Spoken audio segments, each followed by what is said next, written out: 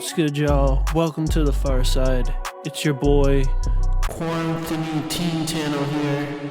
Most in need of a haircut in the game. Back with another video.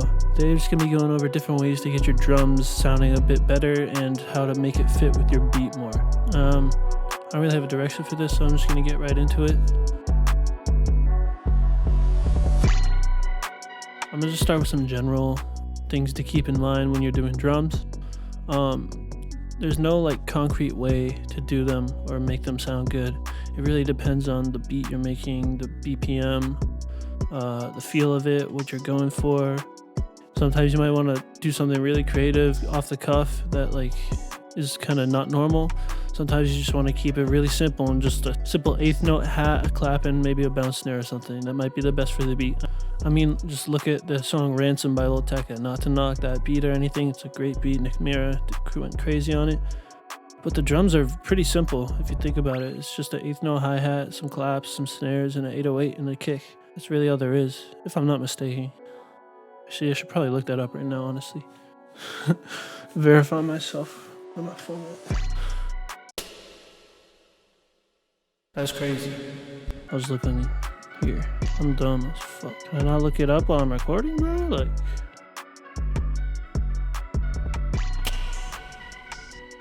I guess not.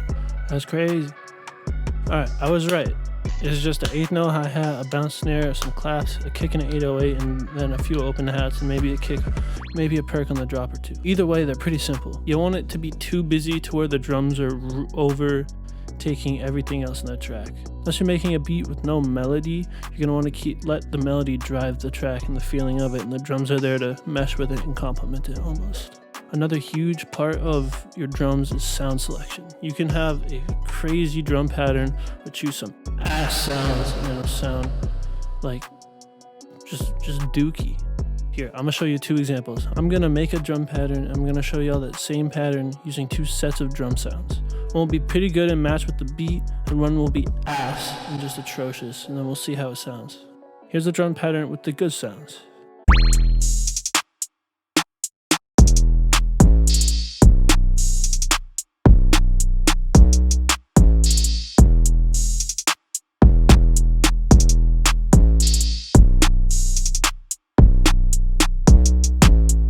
Here's the drum pattern with the dookie sounds.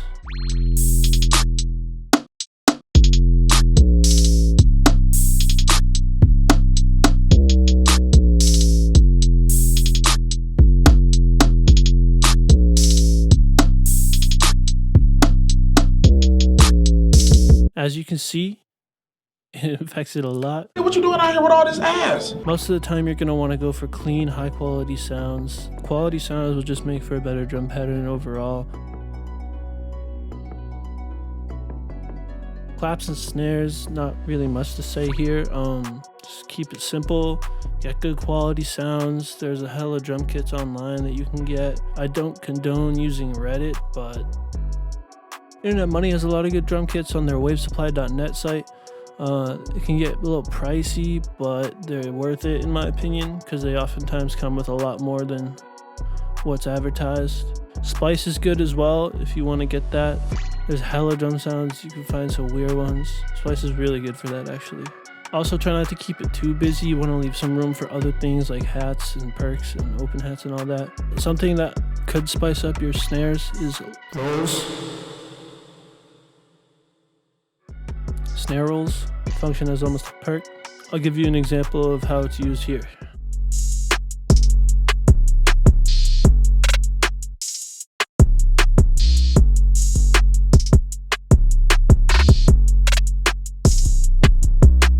As you can see, it kind of adds a little flavor to it, not just a basic snare, and it kind of functions as a perk almost. Now let's get into hi-hats. This, a lot of times, you're going to want to keep it simple too, but this is where you can have a lot of fun, I feel like. Sure, you can just keep a simple eighth note hi-hat pattern like Ransom and a bunch of other songs, and that works a lot of the time. and it just keeps the movement going pretty well. The way I like to spice up my hats a lot of times is with 3 main ways. I like to start with the 8th note hi-hat pattern and then take out certain hats that create silences. So it's not just 8th notes through the whole way. It only comes in at certain times.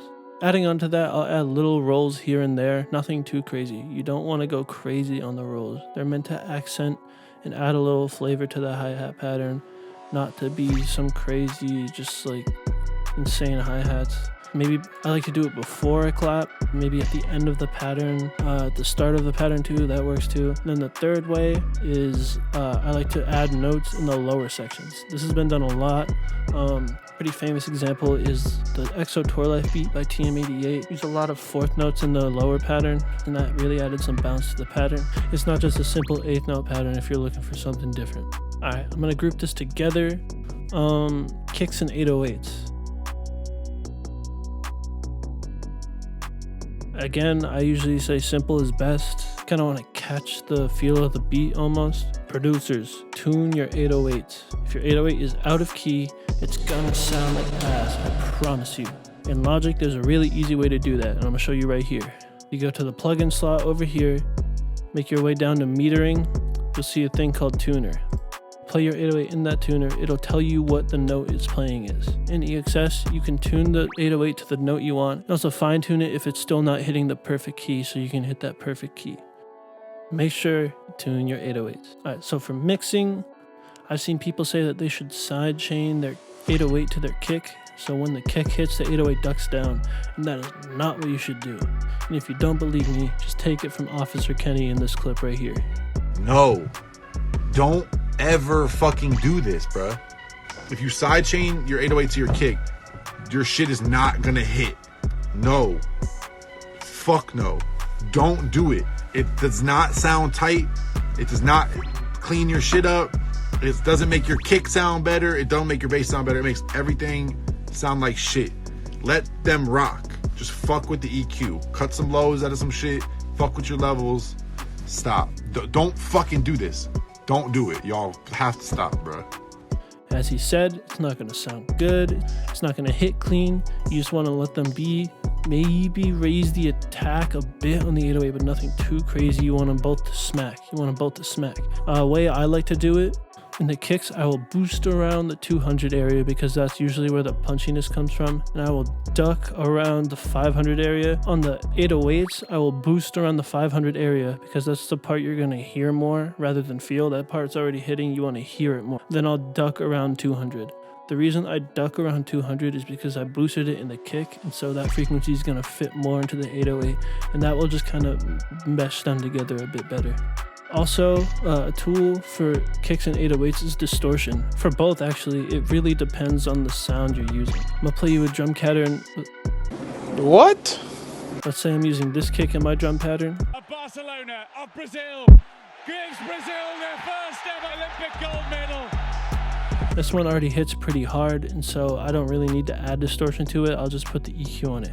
Let's say I have a kick like this.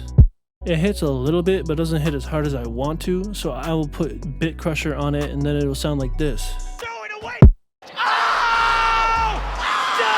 So it just hits a little bit harder, and it really depends on the sample you're using. For 808s, it depends on the sample you're using for what distortion you might want to use. So for Zay and plug type 808s, I tend to use bit crusher because it doesn't distort it too much. It keeps the original sample feel intact. For the spins, I like to use regular distortion, the stock distortion in Logic. I also use bit crusher from time to time. It really depends on what feel and what you're going for. You don't want the drive to be too high. You can raise the tone if you want that high end in there. It'll sound a bit fuzzy, but if that's what you're going for.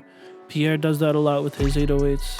Yeah, it's really what you feel, but don't sidechain your 808s and your kicks and keep them in tune. Alright, lastly, percussion. These are kind of little accents to make the drum pattern unique and special. You don't have to go too crazy with it, but you definitely want some in there just to keep it from being too stale. It can be as simple as just like an open hat and then something on the drop. That's what I do a lot of times. You can also get some sound effects or cool sounding perks in there on like accents and use them as like almost a snare or like a bounce snare to lead into a clap. If y'all need perks I have a perk kit that I will link in the description for free. Just go to my BeatStars and follow me on Twitter on BeatStars and you can download it for free. It's a perk kit I made out of old video game sounds. It comes with some one-shots, some FX, and a lot of perks. So go download that. Here's a drum pattern I made. If you keep in mind everything together, you should have a beat that sounds like this.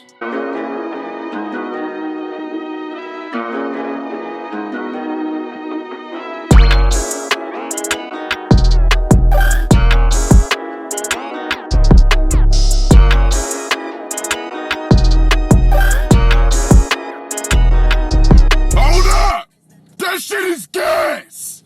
That shit is fire! Alright, thanks for watching, y'all. Hope this was helpful. Leave a comment down below of what y'all want to see next. I linked my BeatStars down below. If anybody needs beats, you can go check them out there. I also have my perk kit. Be sure to download that. Yeah, thanks for watching. Welcome to the far side.